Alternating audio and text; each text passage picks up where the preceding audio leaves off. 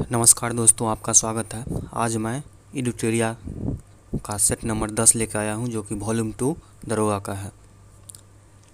ठीक, चैनल को सब्सक्राइब कीजिए, वीडियो को लाइक कीजिए और पूरा देखिए दोस्तों, तभी फ़ायदा होगा।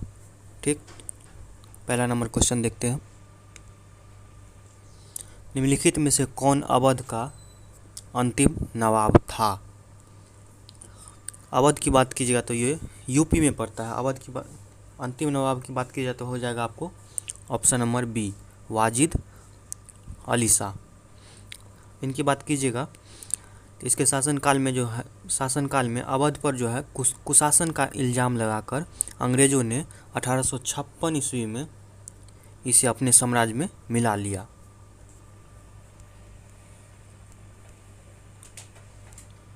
अगला है, पूर्ण स्वाधीनता का प्रस्ताव कांग्रेस के किस अधिवेशन में पारित किया गया था? ठीक, पूर्ण स्वराज की बात कीजिएगा, पूर्ण स्वाधीनता की बात कीजिएगा तो ये आपको हो जाएगा लाहौर में किया गया था। लाहौर अधिवेशन की बात कीजिएगा तो ये 1929 ईस्वी में किया गया था, जिसकी अध्यक्षता की बात कीजिएगा तो जवाहरलाल नेहरू ने किया था।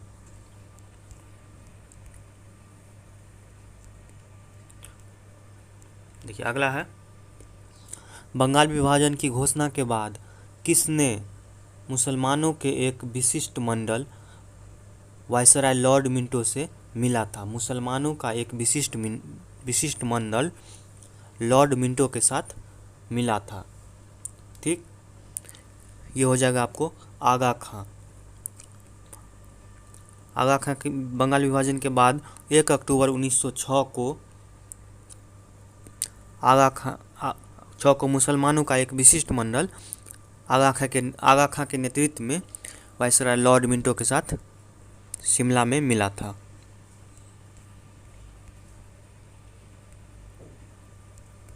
ये देखिए, हिंदुस्तान सोशलिस्ट रिपब्लिकन एसोसिएशन का गठन किस वर्ष किया गया था? तो इसकी बात कीजिएगा तो ये आपका हो जाएगा 1928 ईस्वी में। ठीक, इसको स्थापना किया गया था दिल्ली के फिरोज शाह कोटला मैदान में, जो कि अभी अरुण जेटली कर दिया गया उस मैदान को। इसका संस्थापक की बात कीजिएगा तो भगत सिंह, सुखदेव एवं चंद्रशेखर आज़ाद थे।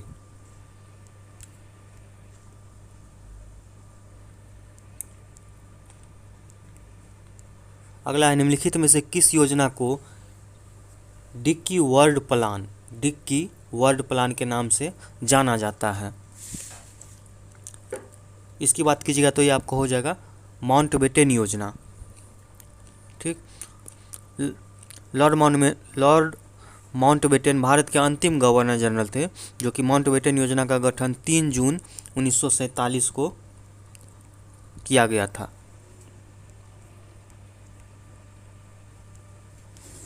भारत में प्रकाशित समाचार पत्र बम्बई दर्पण के संस्थापक कौन थे?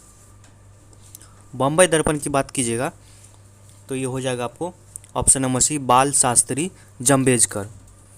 ठीक, इसकी प्रकाशन की बात कीजिएगा तो 1832 ईस्वी में किया गया था, जो कि मराठी भाषा में था। प्रथम 3 आश्रम का उल्लेख किस उपनिषद में है? प्रथम 3 आश्रम की बात की जाए तो ये जैसे बाल आश्रम, गृहस्थ आश्रम, वानप्रस्थ आश्रम। ठीक, तो इसकी बात कीजिएगा तो ये हो जाएगा आपको छांदोग्योपनिषद, ऑप्शन नंबर ए। जबकि 4 आश्रम की बात करता है यहाँ पे ऑप्शन नंबर बी में है, जो जावालोपनिषद, जो कि 4 आश्रम का उल्लेख करता है।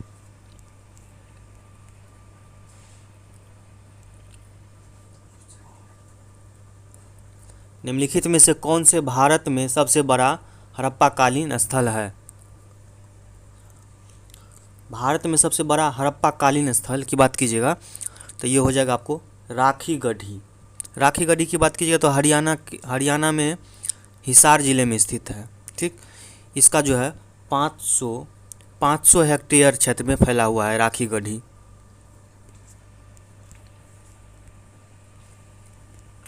अगला है आर्यों के मूल निवास के संबंध में किस विद्वान का मत था कि इसका मूल निवास तिब्बत था। ठीक, देखिए इसकी बात कीजिएगा तो ये होगा आपको दयानंद सरस्वती।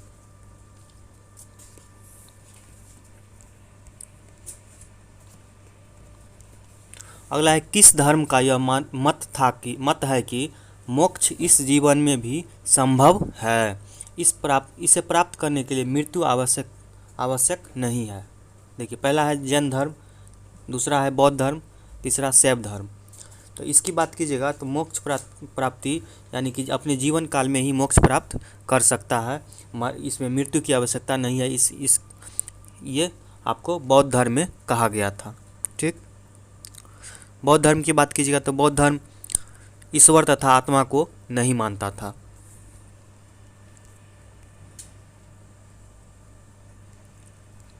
अगला है अशोक ने किस अभिलेख में स्वयं को सम्राट कहा है। स्वयं को सम्राट कहा है किस अभिलेख में। ये हो जाएगा आपको भाब्रू अभिलेख। ठीक, अशोक की बात कीजिएगा तो सर्वाधिक अभिलेख जो है प्राकृतिक भाषा में लिखे गए हैं। अगला है दशावतार यानी कि 10 अवतार मंदिर का निर्माण किस काल में हुआ था। ठीक, दशावतार की बात कीजिएगा तो ये आपका गुप्त काल में हो जाएगा। इस मंदिर की बात कीजिएगा तो झांसी में है, देवगढ़ के झांसी में स्थित है।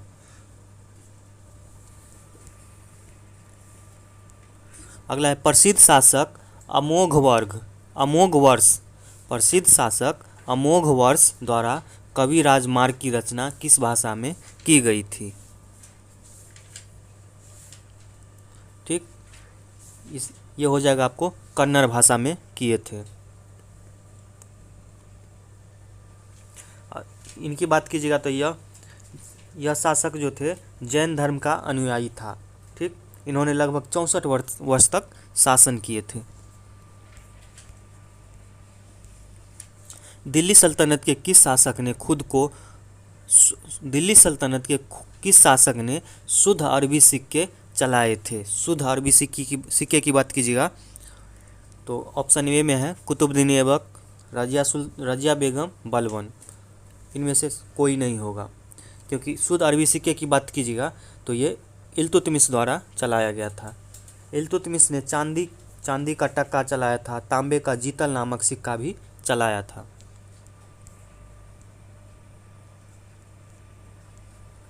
निम्नलिखित में से किसने महाद्वीपीय विस्थापन का सिद्धांत दिया था। किसने महाद्वीपीय विस्थापन का सिद्धांत दिया था। ठीक, इसकी बात कीजिएगा तो यह हो जाएगा आपको अल्फ्रेड वेगनर। कब दिया था ये 1912 ईस्वी में दिया था।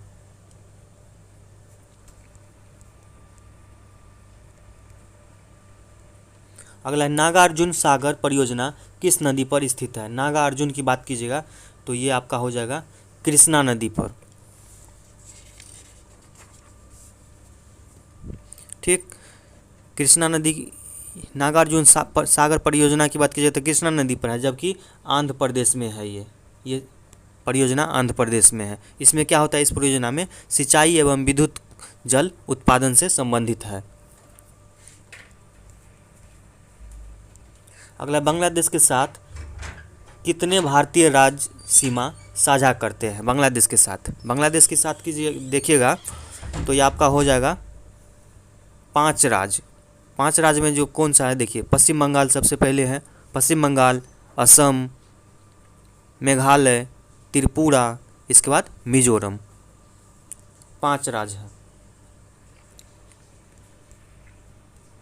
अगला है जोहार घाटी किस भारतीय राज्य में स्थित है। जोहार घाटी की बात कीजिएगा, जोहार घाटी। ठीक, तो जोहार घाटी हो जाएगा आपको उत्तराखंड। इस घाटी को मिलान घाटी तथा गौरी घाटी के नाम से भी जाना जाता है। अगला, निम्नलिखित में से किस प्रकार की नदियों में जल ग्रहण करने की क्षमता कम होती है? ठीक, जल ग्रहण करने की क्षमता कम होती है। तो इसकी बात कीजिएगा तो ये हो जाएगा आपको प्रायद्वीपीय नदियाँ। ठीक, अब क्यों, इसका देखिए कारण क्या है। प्रायद्वीपीय नदियों में जल ग्रहण करने की क्षमता कम होती है क्योंकि नदियाँ जो है सापेक्षतः कम लंबी होती है। ठीक, इसीलिए प्रायद्वीपीय नदियाँ कम लंबी होती हैं। ठीक, हिमालय नदियाँ की बात कीजिएगा तो जल ग्रहण करने की क्षमता जो है अधिक होती है इसमें। अगला, भारत में किस प्रकार की मृदा का सर्वाधिक प्रयोग ईंट का निर्माण में किया जाता है? ईंट का निर्माण में इसकी बात कीजिएगा तो ये हो जाएगा आपको लेटेराइट मिट्टी। ठीक, देखिए देश में ईंटों का निर्माण लगभग 40% जो है ना, 40% लेटेराइट मिट्टी के द्वारा किया जाता है, उसका प्रयोग होता है।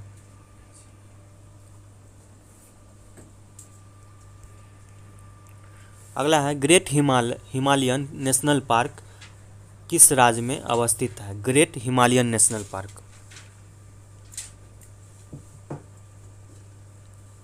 ठीक, ऑप्शन ए में है जम्मू कश्मीर, उत्तराखंड, हिमाचल प्रदेश या इनमें से कोई नहीं।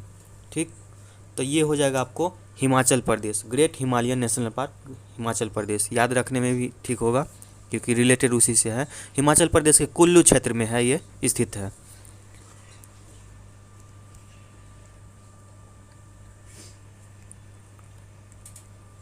अगला, निम्नलिखित में से कौन खरीफ फसल का उदाहरण नहीं है? खरीफ फसल।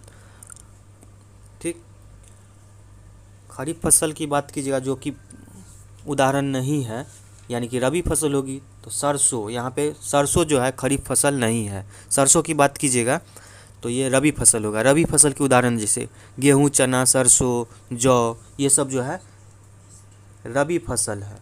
जबकि बाजरा, ज्वार, अरहर, चावल, कपास, मक्का, ये सब जो है ये सारे के सारे खरीफ फसल है।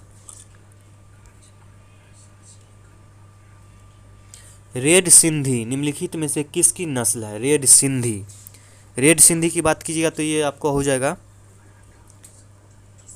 गाय का। ठीक, इस नस्ल में क्या होता है, गाय लाल होती है। ठीक, देखिए और गाय का नस्ल एक दो और है, साहिवाल, गिर, ये सब के सब भी गाय की नस्लें हैं, देसी गाय की नस्लें हैं।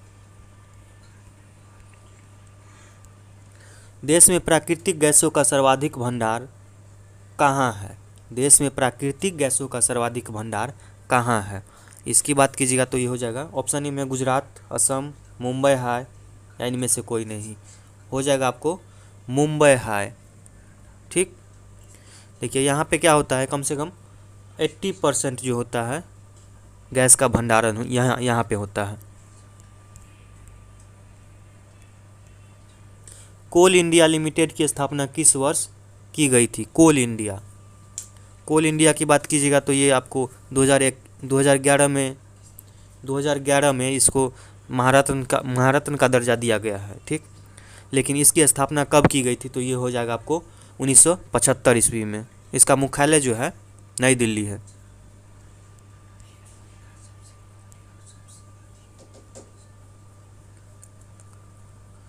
अगला है, केंद्र राज्य संबंधों पर गठित MM पुंछी आयोग का गठन किस वर्ष किया गया था? MM पुंछी। ठीक, ये हो जाएगा आपको 2007 में किया गया था।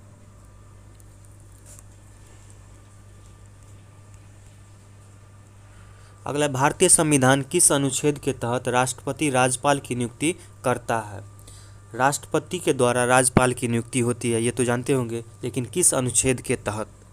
ये हो जाएगा आपको 155 के तहत, अनुच्छेद 155।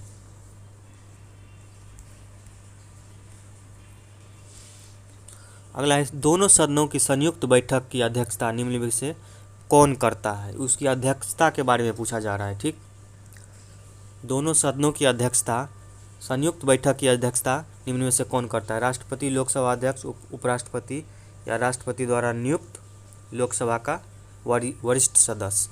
ये हो जाएगा आपको। दोनों सदन जब बैठक होती है तो उसकी अध्यक्षता जो है लोकसभा अध्यक्ष के द्वारा किया जाता है।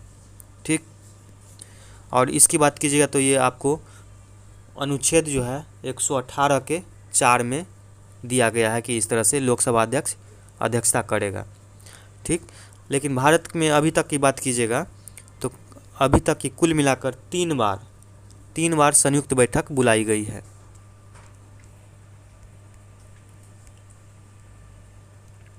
अगला है संसद के सत्रारंभ, यानी कि सत्र जो आरंभ होती है, संसद के सत्र आरंभ होने के बाद राष्ट्रपति द्वारा जारी अध्यादेश कितने समय के भीतर दोनों सदनों द्वारा अनिवार्य रूप से पारित किया जाना चाहिए? इसकी बात कीजिएगा तो ये हो जाएगा आपको 6 माह। 6 माह तक, 6 माह के अंदर ही आपको पारित किया जाना चाहिए। ठीक, ये अनुच्छेद आपको 123 के अंतर्गत दिया गया है।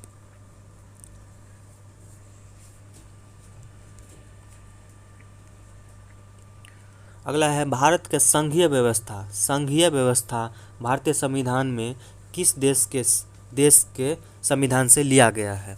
ठीक, संघीय व्यवस्था की बात कीजिएगा तो ये हो जाएगा आपको कनाडा से लिया गया है। कनाडा से और भी है, जैसे कि केंद्र के पास अवशिष्ट शक्तियाँ, संघ तथा राज्य के बीच शक्तियों का वितरण। ठीक, ये सब के सब कनाडा से लिया गया है। अगला है किस अधिवेशन के अंतर्गत भारत में अप्रत्यक्ष चुनाव प्रणाली की शुरुआत की गई थी? देखिए यहाँ पे है, अप्रत्यक्ष चुनाव प्रणाली की शुरुआत की गई थी। ठीक, देखिए ये हो जाएगा आपको भारत परिषद अधिनियम या शासन अधिनियम कह सकते हैं, 1892। भारत परिषद अधिनियम 1892।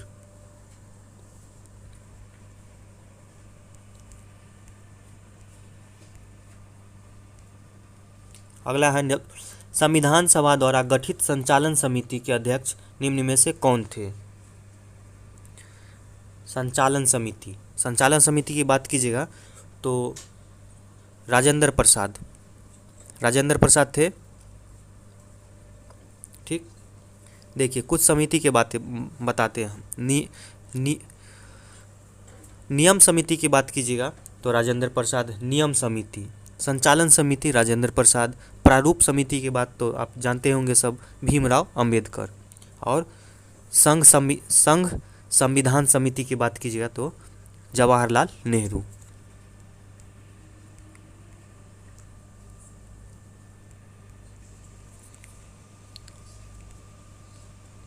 अगला क्वेश्चन है किस संविधान संशोधन के द्वारा यह प्रावधान किया गया कि मंत्री परिषद में मंत्रियों की संख्या प्रधानमंत्री को शामिल करके कुल संख्या का 15% से अधिक नहीं होना चाहिए। ठीक, मंत्री परिषद यानी कि जितने मंत्री परिषद है, जितने मंत्री है, जैसे रेल मंत्री, गृह मंत्री, ये सब के सब और प्लस प्रधानमंत्री को मिलाकर 15% से अधिक नहीं होना चाहिए।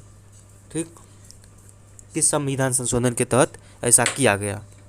ये हो जाएगा आपको 91वां संविधान संशोधन। इसकी बात कीजिएगा तो ये आपको 2003 में हुआ था।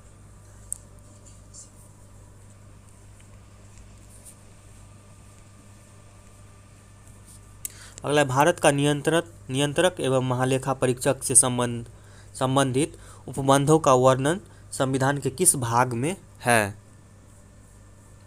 ठीक, इसकी बात कीजिएगा तो ये आपका हो जाएगा भाग 5 में, और इसका अनुच्छेद भी पूछा जाता है तो इसका अनुच्छेद जो हो जाएगा आपको 148 से 151 के बीच।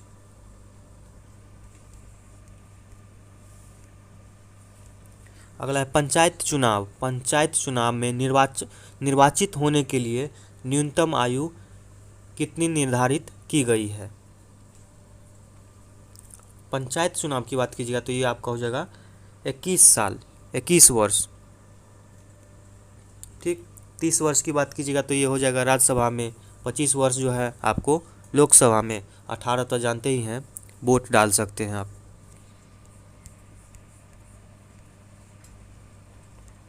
अगला है प्रथम राजभाषा आयोग का गठन किस वर्ष किया गया था? प्रथम राजभाषा, ठीक, राजभाषा की बात कीजिए तो ये हो जाएगा आपको 1955 ईस्वी में। ठीक, अनुच्छेद जो है अनुच्छेद 343 में 343 के अंतर्गत राजभाषा का वर्णन किया गया है।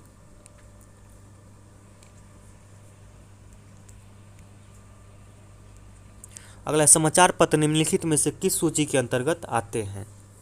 समाचार पत्र की बात कीजिएगा तो ये तो राज्य में भी होती है, केंद्र में भी होती है, तो ये हो जाएगा आपको, दोनों मिला दीजिएगा तो हो जाएगा समवर्ती सूची। ठीक, समवर्ती सूची की बात कीजिएगा तो इसमें अभी तक जो है 52 विषय है वर्तमान में। ठीक, जैसे समाचार पत्र, शिक्षा, वन ये सब के सब समवर्ती सूची में आते हैं।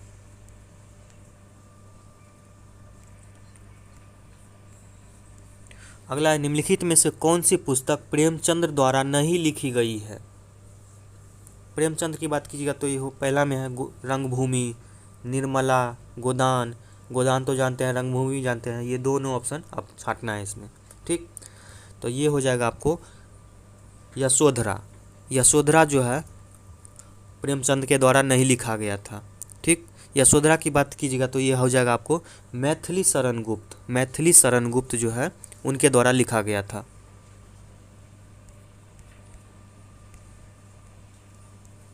अगला राष्ट्रीय पंचायती राज दिवस। राष्ट्रीय पंचायती राज दिवस प्रतिवर्ष किस तिथि को मनाया जाता है? ठीक, ये हो जाएगा आपको 24 अप्रैल, 24 अप्रैल को। जबकि 18 अप्रैल की बात कीजिएगा तो विश्व विरासत दिवस मनाया जाता है।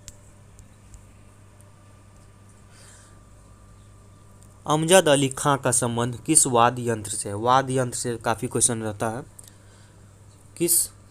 अमजद अली खां का संबंध किस वाद्य यंत्र से है? तो इसकी बात कीजिएगा तो ये सरोद वादक थे। ठीक, जैसे सरोद वादक की कुछ उदाहरण लेते हैं। देखिए, अली अकबर खां, अलाउद्दीन खां, बुद्धसेन दास, ये सब सरोद वादक थे। 41 नंबर है ग्रे बुक किस देश का सरकारी रिपोर्ट या प्रकाशन दस्तावेज है? ग्रे बुक की बात कीजिए, ग्रे बुक। ठीक, ग्रे बुक जो है जापान और बेल्जियम दोनों का सरकारी रिपोर्ट है ये। ठीक, तो ये हो जाएगा आपको बी और सी दोनों, यानी कि ऑप्शन नंबर डी, इसका ऑप्शन डी सही हो जाएगा।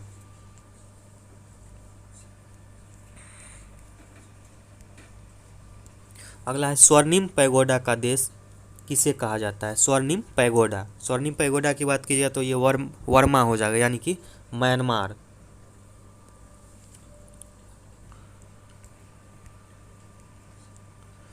भारतीय वन प्रबंधन संस्थान का मुख्यालय कहाँ पे है? देखिए, यहाँ पे ध्यान दीजिएगा, थोड़ा सा मिस्टेक कर सकते हैं सब लोग। वन प्रबंधन संस्थान की बात कर रहा है, वन प्रबंधन, तो ये हो जाएगा आपको भोपाल। ठीक, जबकि भारतीय वन्य जीव अनुसंधान की बात कीजिएगा, भारतीय वन्य जीव अनुसंधान संस्थान, तो ये हो जाएगा देहरादून में। अगला है नई विज्ञान एवं प्रौद्योगिकी नीति को किस वर्ष लागू किया गया था? ठीक, ये हो जाएगा आपको 2003 में। अंतर्राष्ट्रीय आपराधिक पुलिस संगठन का गठन किया गया था किस वर्ष? अंतर्राष्ट्रीय आपराधिक पुलिस संगठन का गठन किया गया था, यानी कि इंटरपोल। ठीक, तो ये हो जाएगा आपको 1923 ईस्वी में किया गया था। इसकी मुख्यालय की बात कीजिएगा तो इसका लियोन्स में है। लियोन्स जो फ्रांस में पड़ता है, फ्रांस।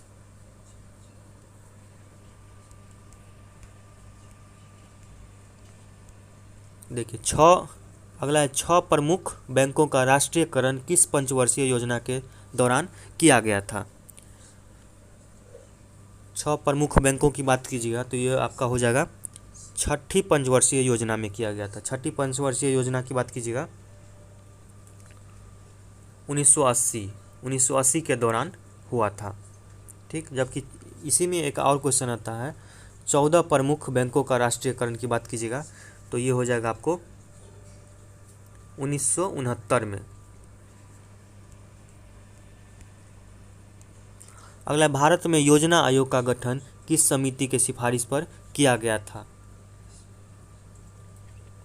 योजना आयोग की बात कीजिएगा तो ये हो जाएगा आपको केसी नियोगी, ऑप्शन नंबर ए योजना आयोग की बात कीजिए तो 15 मार्च 1950 को, यानी कि 1950 को योजना आयोग का चालू हुआ था, जबकि इसका नाम बदलकर वर्तमान में इसका नाम बदल दिया गया है, जो कि नीति आयोग कर दिया गया है। नीति आयोग जो कि 2015 में कर दिया गया है।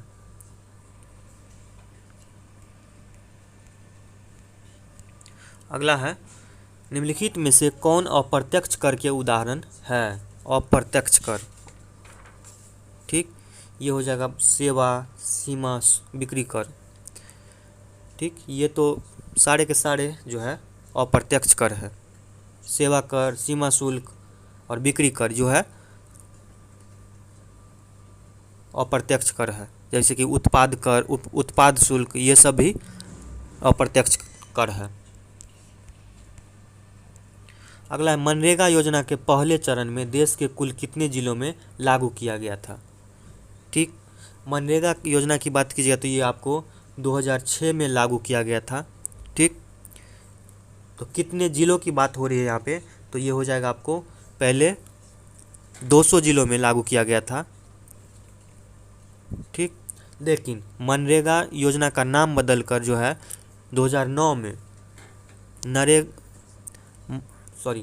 मनरेगा योजना का नाम बदलकर, ठीक,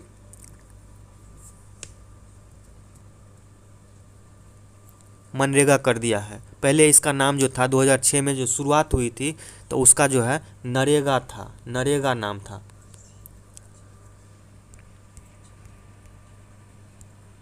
ठीक, यदि किसी अर्थव्यवस्था में अच्छी और बुरी मुद्राएं साथ प्रचलन में है, यानी कि दोनों मुद्राएं जो अच्छी मुद्राएं बुरी मुद्राएं जो है साथ प्रचलन में है, तो बुरी मुद्रा जो है अच्छी मुद्रा को प्रचलन से बाहर कर देती है। यह क्या है, किसके नियम पर आधारित है ये हो जाएगा आपको ग्रेसम का नियम, ऑप्शन बी।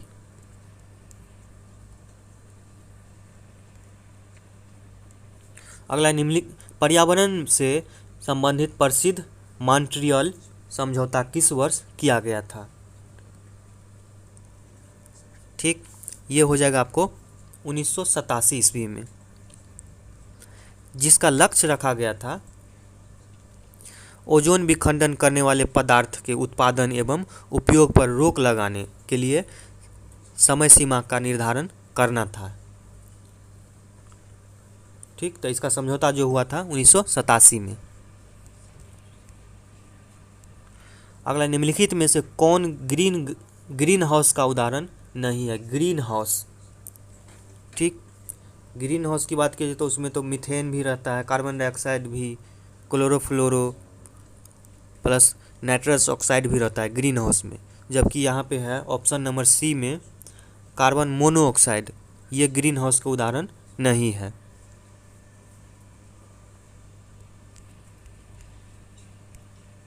अगला है, जैव मंडलीय सुरक्षित क्षेत्र सिमलीपाल किस राज्य में स्थित है। सिमलीपाल की बात कीजिएगा तो ये हो जाएगा आपको ओडिशा में है, ओडिशा में स्थित है। ठीक, जैव मंडल क्षेत्र की बात कीजिएगा तो ये इंडिया में और काफ़ी जगह है, जैसे नीलगिरी जो है नीलगिरी जैव मंडल क्षेत्र जो है तमिलनाडु में है, नंदा देवी जो है वो उत्तराखंड में है, मानस की बात कीजिएगा जैव मंडल तो ये असम में है, और सुंदरबन जो है पश्चिम बंगाल में।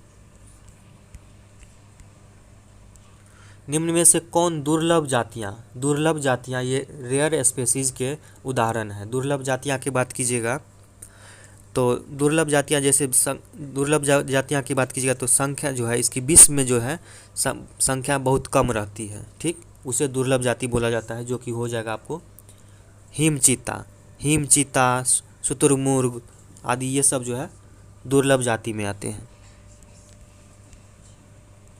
अगला है राष्ट्रीय सुदूर संवेदन एजेंसी का मुख्यालय कहाँ है। राष्ट्रीय सुदूर संवेदन, इसकी बात कीजिएगा तो हो जाएगा आपको हैदराबाद में है ये, जबकि इसकी स्थापना की बात कीजिएगा तो 1974 में।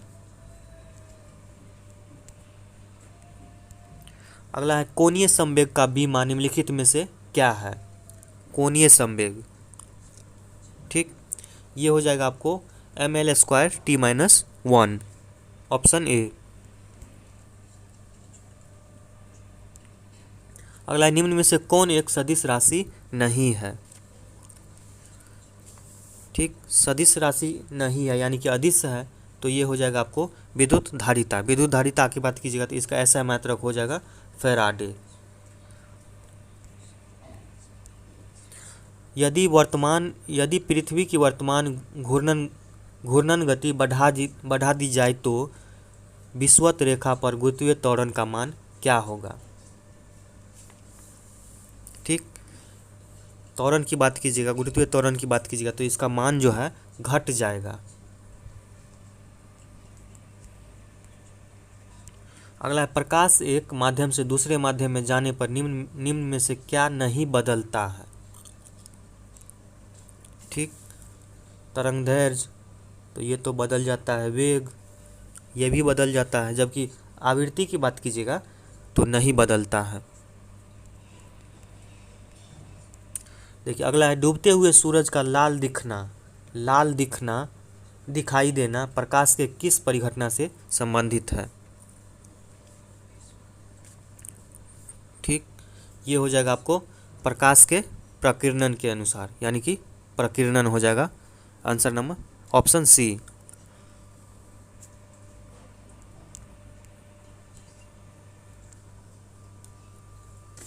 अगला हीरा में कौन सा प्रसंकरण पाया जाता है। हीरा में कौन सा प्रसंकरण पाया जाता है, इसकी बात कीजिएगा तो ये हो जाएगा sp3 ऑप्शन नंबर ए, जबकि sp2 की बात कीजिएगा तो इसमें ग्रेफाइट होता है, ग्रेफाइट का प्रसंकरण है sp2।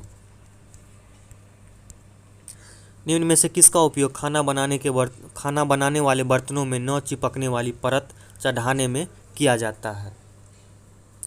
तो इसकी बात कीजिएगा तो ये हो जाएगा आपको टेफ्लॉन, ऑप्शन बी। टेफ्लॉन की बात कीजिए तो यह एक थर्मोप्लास्टिक है। अगला निम्नलिखित में से किसके कारण कांच का रंग लाल हो जाता है। कांच का रंग जो है लाल हो जाता है, ये हो जाएगा आपको मैग्नीज डाइऑक्साइड। ठीक, जबकि देखिए कोबाल्ट ऑक्साइड ऑप्शन बी में है, जो कोबाल्ट ऑक्साइड अगर मिला देने से कांच का रंग जो है गहरा नीला हो जाता है, नीला। ठीक, फेरस ऑक्साइड की बात कीजिएगा तो इसको मिला देने पे हरा हो जाता है, हरा कांच का रंग। अगला लोहे का सबसे शुद्ध रूप कौन सा होता है। ढलवा या पिटवा या इस्पात या स्टेनलेस स्टील। तो लोहे की शुद्धतम की बात कीजिएगा तो ये हो जाएगा आपको पिटवा लोहा। ठीक, इसमें कार्बन की मात्रा की बात कीजिए, कार्बन की मात्रा तो 0.12 से लेके 0.25 के बीच। अगला है चिली सॉल्ट पीटर का रासायनिक रूप क्या है। ठीक, चिली सॉल्ट पीटर, देखिए ये हो जाएगा आपको NaNO3 की बात की जाए तो सोडियम नाइट्रेट है। ठीक, KNO3 पोटेशियम नाइट्रेट, इसको पोटेशियम नाइट्रेट को नाइटर या सोडा बोला जाता है। ठीक, इसको नाइसर या सोडा, जबकि NaCl तो जानते हैं नमक। ठीक, ये हो जाएगा। K2CO3 की बात कीजिएगा तो पोटेशियम कार्बोनेट है, इसको जो बोला जाता है पर्ल एस, पर्ल एस। अमरबेल निम्नलिखित में से किसका उदाहरण है? अमरबेल, देखिए ऑप्शन ए में है सौपोषी, दूसरा है परपोषी, मृतजीवी, परजीवी। ठीक, तो ये देखिए ये हो जाएगा आपको परजीवी। ठीक, अब देखिए परजीवी क्यों होगा इसमें, क्योंकि अमरबेल में क्लोरोफिल नहीं होता है। ठीक, तो ये अपने भोजन प्राप्त करने के लिए उस पादप यानी कि उस पौधा से प्राप्त करता है जिस पर ये आरोपित होते हैं, जिस पर ये लगे रहते हैं। ठीक, और जिस पे ये लगे रहते हैं उसको परपोषी बोलते हैं, परपोषी उसको बोला जाता है। और अमरबेल जैसे पौधा जो है परपोषी पर जो रहता है, जैसे कि उसका जो विटामिन्स या जो भी अमूल्य पोषक रहता है उसको उससे वंचित कर देते हैं। ठीक, इसीलिए अमरबेल को परजीवी बोला जाता है। अगला है पादपों में जल का परिवहन होता है। पादपों में जल का परिवहन होता है, ये हो जाएगा आपको जाइलम के द्वारा। जाइलम जो है जड़ से पत्ती की ओर मूव करती है।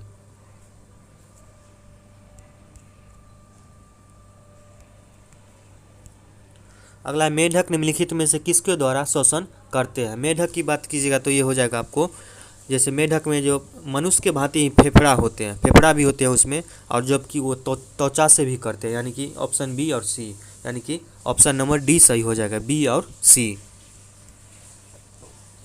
अगला है क्षुद्रांत की लंबाई कितनी होती है? क्षुद्रांत, इसकी बात कीजिएगा तो हो जाएगा आपको 7.5 मीटर। अगला है पालक में निम्नलिखित में से कौन सा अम्ल पाया जाता है? पालक की बात कीजिएगा तो ये हो जाएगा आपको विटामिन ए भी पाया जाता है पालक में ज़्यादा मात्रा में, तो ये हो जाएगा आपको ऑक्जेलिक एसिड। अगला है हाल ही में किस राज्य सरकार ने मनरेगा के तहत कार्य दिवस की संख्या को 100 से बढ़ाकर 150 दिन करने का घोषणा किया है? जैसे कि मनरेगा की बात कीजिए तो उसमें केंद्र की ओर से 100 दिन दिया गया है, जबकि ऐसा कौन सा राज्य है जो 150 दिन कर दिया है? ये हो जाएगा आपको उत्तराखंड।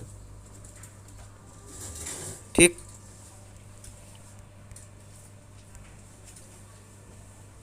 अगला है भारत के पहले इथेनॉल संयंत्र की स्थापना किस राज्य में की जाएगी? इथेनॉल संयंत्र की बात कीजिएगा तो ये हो जाएगा आपको छत्तीसगढ़ राज्य में किया जाएगा इसका।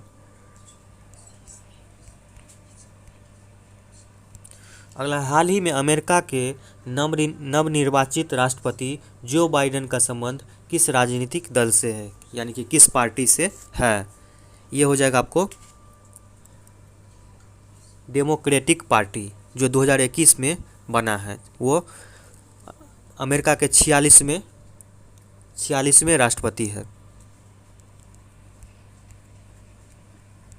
अगला, हाल ही में भारतीय भूवैज्ञानिक सर्वेक्षण ने किस राज्य में वैनेडियम के भंडार की खोज की है? वैनेडियम की भंडार की खोज की है, ये हो जाएगा आपको अरुणाचल प्रदेश में।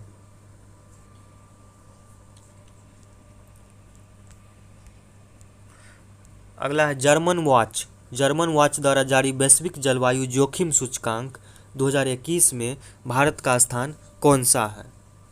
भारत के स्थान की बात कीजिएगा तो ये हो जाएगा आपको 7वां, ऑप्शन बी, जबकि पहले स्थान पर जो है जो मोजाम्बिक है, मोजाम्बिक।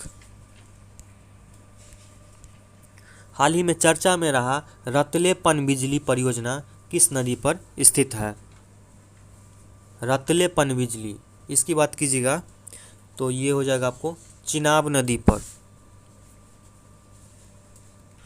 ठीक, चिनाब नदी पर ये जम्मू कश्मीर राज्य में होगा, स्थित है।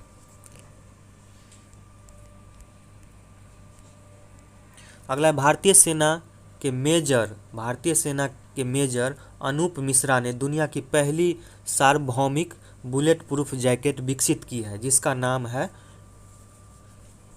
इस बुलेट प्रूफ का नाम की बात कीजिएगा तो ये हो जाएगा आपको शक्ति नाम है।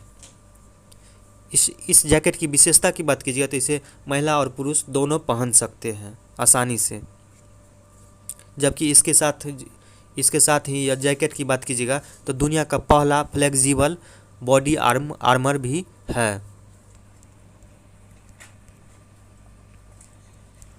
हाल ही में प्रकाशित हुई पुस्तक by many a happy accident recollections of a life का लेखक कौन है? तो ये हो जाएगा आपको मोहम्मद हामिद अंसारी, जो पहले उपराष्ट्रपति रह चुके हैं 2007 से 2017 तक।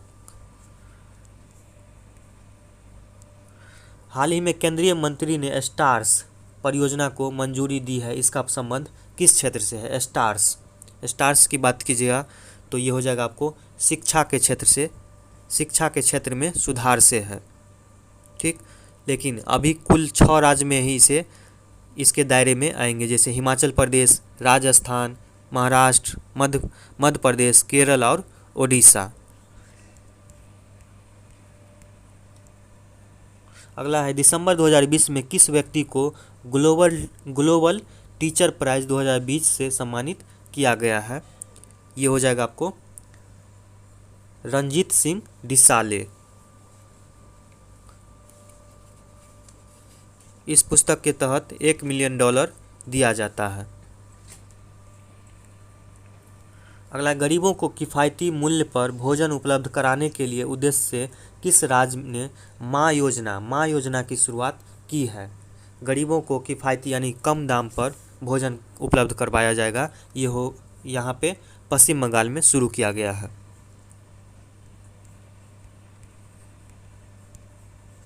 हाल ही में कर्नाटक सरकार ने किस क्षेत्र को राज्य के 31वें जिले के रूप में संगठित की है?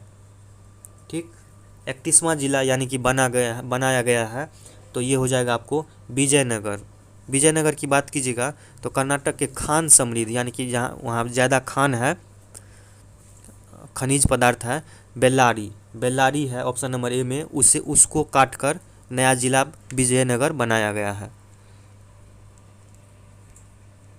अगला, हाल ही में किस देश द्वारा कृत्रिम सूर्य परमाणु संलयन रिएक्टर का सफलतापूर्वक संचालन किया गया है?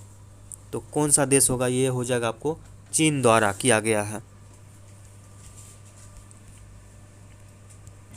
अगला, संयुक्त राष्ट्र पर्यावरण कार्यक्रम द्वारा हाल ही में किस भारतीय को young champion of the earth से सम्मानित किया गया है? ये हो जाएगा आपको विद्युत मोहन।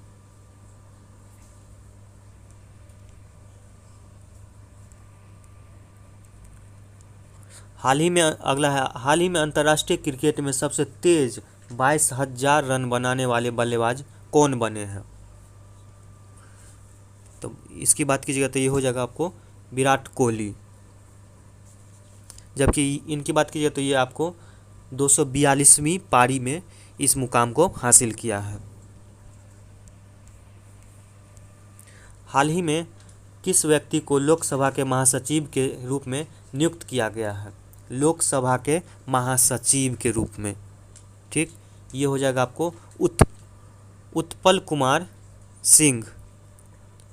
ठीक, इसकी बात कीजिएगा तो लोकसभा अध्यक्ष ओम बिरला के द्वारा सेवानिवृत्त IAS उत्पल कुमार सिंह जो है IAS थे, पहले सेवानिवृत्त रिटायर हो गए हैं, उनको लोकसभा के महासचिव के पद पर नियुक्त किया गया है। अगला, हाल ही में तसोकर आर्द्रभूमि परिषद को अंतर्राष्ट्रीय महत्व के रामसर स्थल सूची में शामिल किया गया है। यह किस राज्य या केंद्र शासित प्रदेश में स्थित है? तो तसोकर आर्द्रभूमि परिसर की बात कीजिएगा तो ये आपको लद्दाख में है। ठीक, भारत में इसकी बात कीजिएगा, आर्द्रभूमि की संख्या की बात कीजिएगा तो अभी तक जो है 42 हो गई है इसको मिलाकर, जो कि दक्षिण एशिया की बात कीजिएगा तो सबसे अधिक है।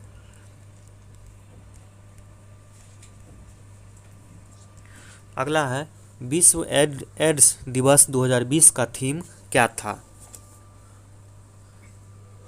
तो इसकी बात कीजिएगा तो ये हो जाएगा option number A, ending the HIV AIDS epidemic resilience and impact.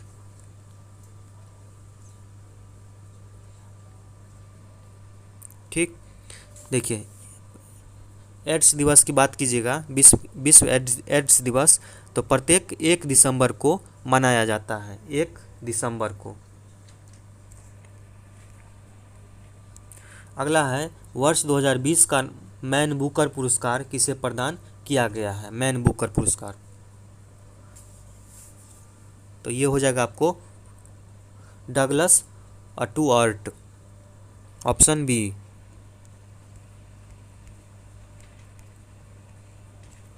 अगला है 13वां पुरुष एकदिवसीय क्रिकेट विश्व कप 2023 में किस देश में आयोजित किया जाएगा।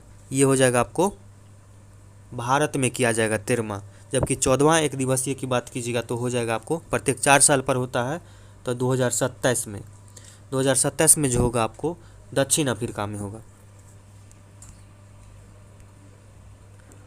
अगला, हाल ही में किस राज्य सरकार ने अपने राज्य के लोगों के लिए सरकारी नौकरी में 100% सीटों को आरक्षित कर दिया गया है।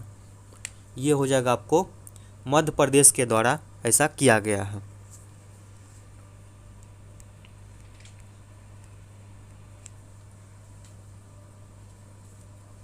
अगला है अंतर्राष्ट्रीय मुद्रा कोष में शामिल होने वाला 190वां सदस्य कौन है। ये हो जाएगा आपको अंडोरा। अंडोरा एक देश है।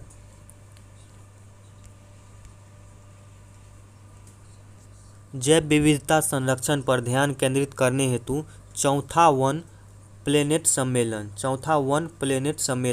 का आयोजन किस देश द्वारा किया गया। ये होगा आपको फ्रांस के द्वारा।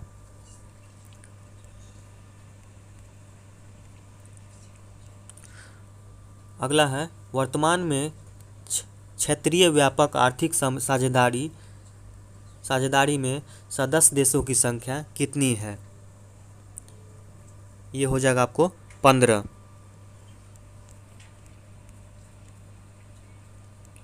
अगला है अर्जुन पुरस्कार 2020 से सम्मानित खिलाड़ी मीराबाई चानू का संबंध किससे है। मीराबाई चानू की बात कीजिएगा तो ये हो जाएगा आपको भारोत्तोलन। ठीक, भारोत्तोलन की मीराबाई चानू की बात कीजिएगा तो विश्व चैंपियन तथा राष्ट्रमंडल खेलों में पदक जीते हैं।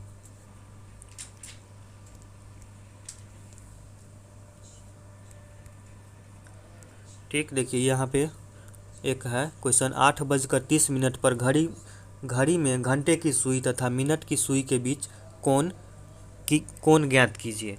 तो यहाँ पे एक फार्मूला हो जाता है कोण निकालने वाला, तो जानते ही होंगे आप लोग, 11/2 गुने मिनट माइनस 30 गुने घंटा। तो इस फार्मूला पे बैठाइएगा तो हो जाएगा आपको 75 डिग्री निकल जाएगा, ऑप्शन नंबर सी। अगला है एक शंकु के आधार की त्रिज्या 28 cm है तथा ऊंचाई 21 cm है, तो इसका संपूर्ण पृष्ठीय क्षेत्रफल ज्ञात कीजिए। तो शंकु का संपूर्ण पृष्ठीय क्षेत्रफल क्या होगा, πr² प्लस πrl। ठीक, यहाँ पे r दिया हुआ है h, ठीक, l निकालना है, तो l निकालने के लिए क्या होगा, जैसे शंकु बनाएगा तो r² प्लस h² होगा। ठीक, तो l आपको निकल जाएगा 35। ठीक, तो l निकल गया, जैसे कि यहाँ पे पाई 22/7 लीजिएगा, r तो दिया ही है 28। ठीक, फिर यहाँ पे पाई r है, इसको पुट कीजिएगा तो ये हो जाएगा, आपको आंसर आ जाएगा 5544, यानी कि ऑप्शन नंबर सी, वर्ग सेंटीमीटर।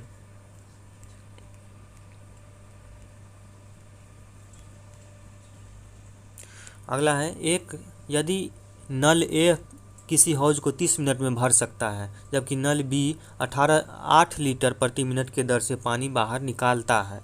ठीक, पूर्ण खाली हौज में दोनों नल एक साथ खोल दिए जाने पर 60 मिनट में भर देते हैं तो हौज की धारिता ज्ञात कीजिए, यानी कि हौज की आयतन ज्ञात कीजिए।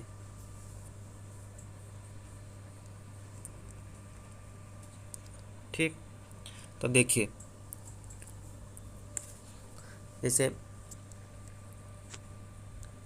यहाँ पे A 31 है, तो मान लीजिए AB के द्वारा 1 मिनट में कितना भरेगा, 1/30 माइनस 1/B का मान लीजिए कुछ भी, मान लीजिए x मान लीजिए। ठीक, इक्वल टू हो जाएगा आपको टोटल कितना टाइम, 1/6। x बराबर निकालिएगा तो आपको 60 आ जाएगा। ठीक, जबकि कह रहा है 60 आ गया, यानी कि B का आ गया 60। ठीक, जबकि B निकाल रहा है 8 लीटर प्रति मिनट, तो 60 गुने 8 हो जाएगा आपको 480। ठीक, यानी कि ऑप्शन नंबर सी 480 लीटर।